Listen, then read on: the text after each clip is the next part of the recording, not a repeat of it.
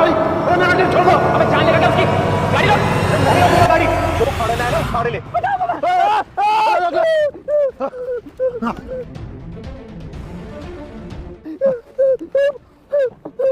रुक जा बेटा, रुक जा। मुझे मारना चाहता था। ये सब क्या चल रहा था? कब से बोल रहा हूं गाड़ी रोक, गाड़ी रोक, गाड़ी क्यों रोकी? सर हाथ हटाओ, आप मुझे मत रोको, मैं इसकी जान लेके रहूंगा। तेरी औकात, तू मेरे बेटे की जान ले लेगा? साले मैं तुझे मार दूंगा। बुढ़े तू चुप रहे, तुझे कितनी बार समझाएगी, तू बीच में मत बोला कर। अभी तेरे बेटे को लटकाया था ना, अभी तुझे लटकाऊंगा, समझा? मेरे पापा के बारे में ज्यादा मत बोल। मेरा हाथ बंधा हुआ था इसलिए चुप था, नहीं तो तेरा जान ले लूंगा मैं। क्या करेगा तू? क्या कर लेगा? जान ले लूंगा तेरा। अरे पकड़ लो, अरे छोड़ दो। चलो सबके सब पुलिस स्टेशन। अब बताइए आप सब क्या चल रहा था ये सब? सर बात तो मैं आपको बाद में बताऊंगा, पहले मुझे इसके साथ बस 5 मिनट दे दो, इसका पूरा खेल खत्म कर दूंगा उतने में मैं। ओए तू मेरा खेल खत्म करेगा? अब हाथ लगा के तो दिखा। उस टाइम मेरा हाथ बंधा हुआ था इसलिए चुप था, अब लगा के दिखा। अबे सर इसलिए चुप हूं मैं, नहीं तो अगर अभी सर नहीं होते ना, ये जो तेरा चेहरा पहले से बिगड़ा हुआ है ना, इसको और बिगाड़ देता मैं। अगर तेरे में इतनी हिम्मत है तो मुझे हाथ लगा के दिखा, जानता नहीं है मुझे। अबे शक्ल अच्छी नहीं है तो कम से कम बातें तो अच्छी कर लिया कर। ओए शकल पे कैसे गया? जुबान संभाल के बात कर तू। अबे तेरी इतनी हिम्मत, बोले मेरे बेटे को थप्पड़ मार खींच के तेरे मुंह पे।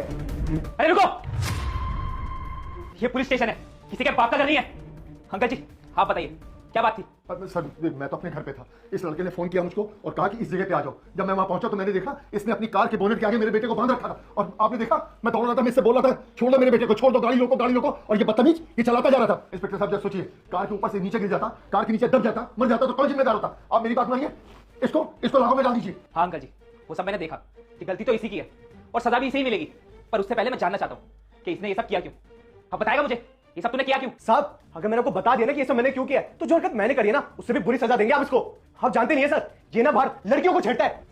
इंस्पेक्टर साहब देखिए पकड़ा गया ना, इसीलिए मेरे बेटे का झूठा नाम लगा रहा है। इंस्पेक्टर साहब मेरी बात मानिए, इसको लॉकअप में डाल दीजिए, नहीं तो फिर से कोई मनगढ़ंत कहानी बनाएगा और झूठा इल्जाम मेरे बेटे के ऊपर लगाएगा। हाँ बे तू लड़की छेड़ता है? साहब मैं बता रहा हूँ ना आपको, मेरा बेटा बहुत शरीफ है, ऐसा काम नहीं करता, कोई लड़कों के लिए छेड़ता। मैं आपसे कह तो रहा हूँ।